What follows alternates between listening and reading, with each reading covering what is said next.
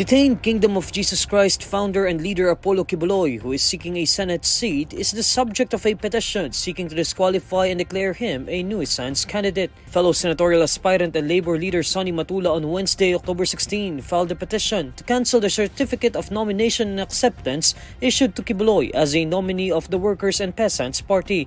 According to the petition, certificate of nomination and acceptance issued to Quiboloy must be cancelled and that he be disqualified from running as a senatorial candidate because of material misrepresentation.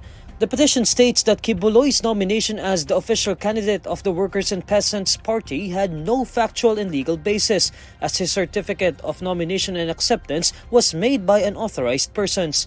Quiboloy joined the Senate race through his lawyer Mark Tolentino, who filed a televangelist certificate of candidacy before the Commission on Elections on October 8. The form, signed by Quiboloy, indicates that he was nominated by the Workers and Peasants Party. The COMELEC declared two wings of the Workers and Peasants Party, one led by Matula and the other one headed by Tolentino.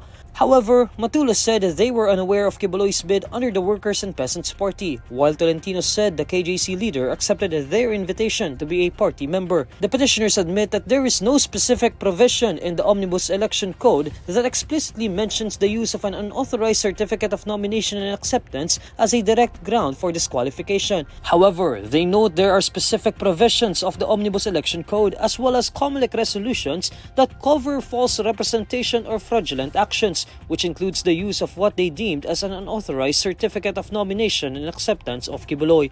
They also maintain that Quiboloy could be declared as a nuisance candidate since he cannot campaign during his incarceration as he is facing several criminal charges in court. In response, Tolentino questions the legal basis of Matula's petition, adding that Quiboloy is optimistic he'll be set free and be able to serve the country as a senator.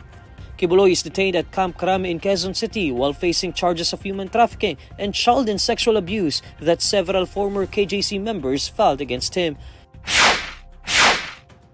The House of Representatives Quad Committee will not submit to the International Criminal Court its findings on extrajudicial killings during the Duterte administration's drug war, according to Quad Panel's lead presiding officer Robert Ace Barbers.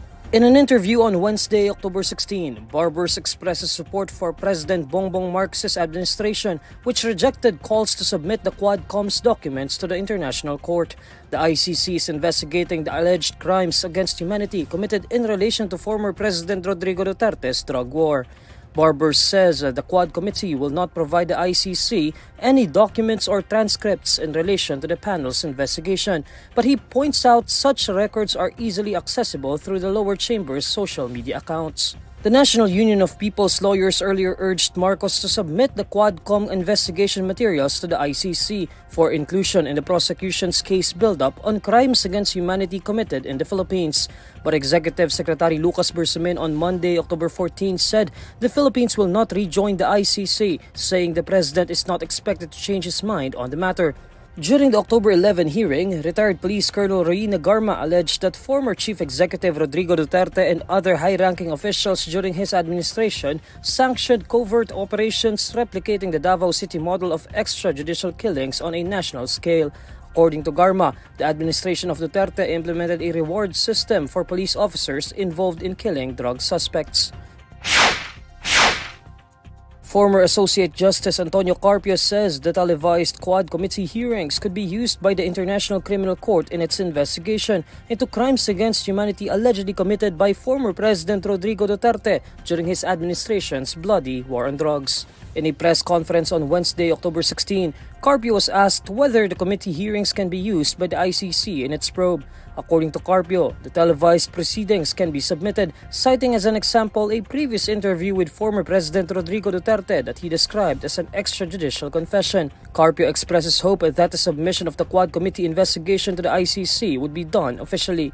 His statement comes after retired Police Colonel Reyna Garma's recent expose before the Quad Committee, where she revealed that Duterte allegedly offered cash rewards for every drug suspect killed in his administration's brutal war on drugs.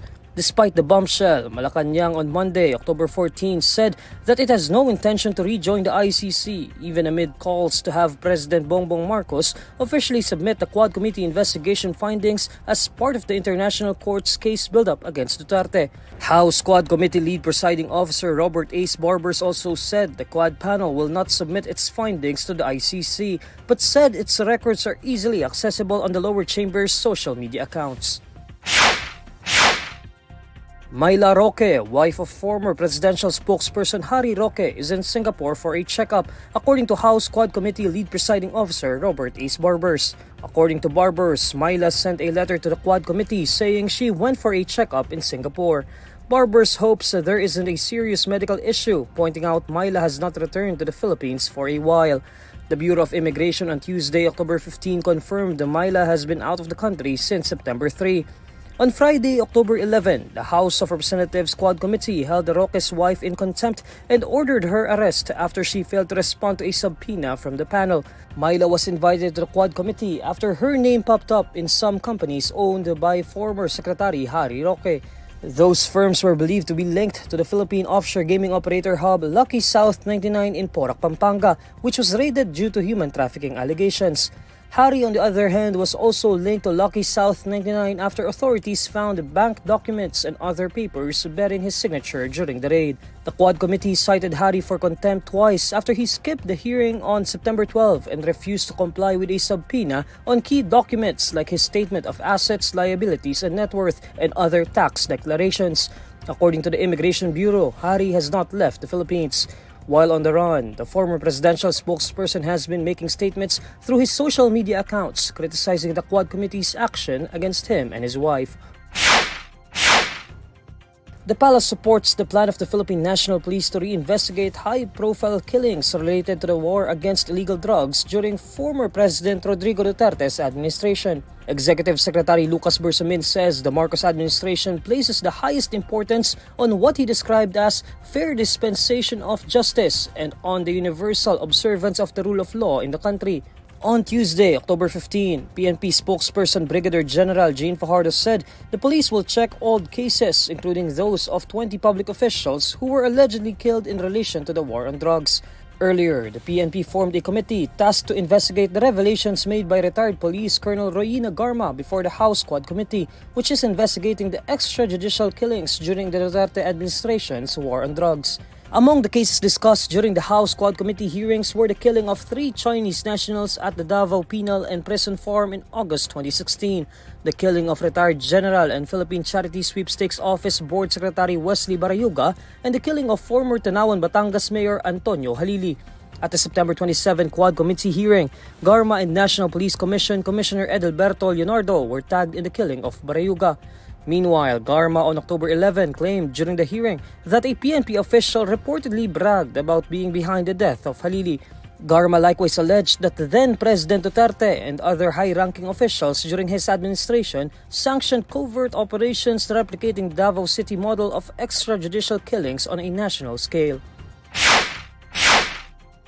Former Senator Ping Lacson admits that he heard about the reward system in the Duterte administration's drug war, but no one testified that police officers get cash grants for killing drug suspects. During the Pandesal Forum on Wednesday, October 16, Lacson was asked about retired Police Colonel Royina Garma's testimony before the House Quad Committee that former President Rodrigo Duterte contacted her about the creation of a national task force that would implement the Davao template on a national level.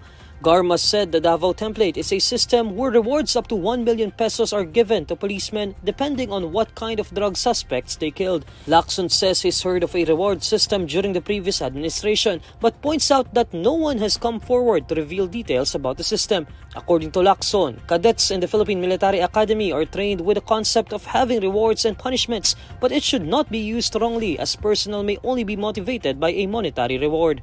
Lacson says if the reward system is true, then it would explain why police officers were seemingly competing in terms of the number of drug suspects killed. Garma bared the supposed reward system during the hearing on October 11, where she also said a police officer reportedly bragged about killing former Tanawan Mayor Antonio Halili. Throughout the Quad Committee hearings, several cases of alleged extrajudicial killings were discussed, including the killing of 3 Chinese nationals in 2016, supposedly carried out by 2 inmates tapped by police officers, and assassination of former Philippine Charity Sweepstakes Office Board Secretary Wesley Barayuga in July 2020. Following the revelations from the hearings, the Philippine National Police is again investigating high-profile killings related to the drug war. The Philippine National Police says suspects in the double murder of Pampanga online sellers reportedly admitted to 12 other shootings in Central Luzon. In a statement, the PNP says the suspects confessed to being involved in at least 12 other shooting incidents across Pampanga, Bataan, and Nueva Ecija. Police Regional Office 3 authorities on Tuesday, October 15, arrested 7 individuals, namely Arnold Taylan, Arnel Buan, Robert Di Maliwat, Rolando Cruz, Jomi Rabandaban, Sancho Nieto, and alleged mastermind Anthony Limon. Police Regional Office 3 also confiscated 3 9mm pistols, 5 .45 caliber pistols, 1 .22 caliber rifle, and 1 airgun during the arrest. The PNP says Limon owed 13 million pesos to the victims Arvin and Lerma Lulu and paid 900,000 pesos to hire hitmen. According to police, all 7 suspects connected to the case are now facing double murder charges, while further investigations are underway to determine the involvement of additional individuals, including the mastermind spouse. Arvin and Lerma Lulu were shot dead in their car on October 4 by assailants riding in tandem who tailed the couple from their house in Angeles City to a mall in Mexico City, Pampanga.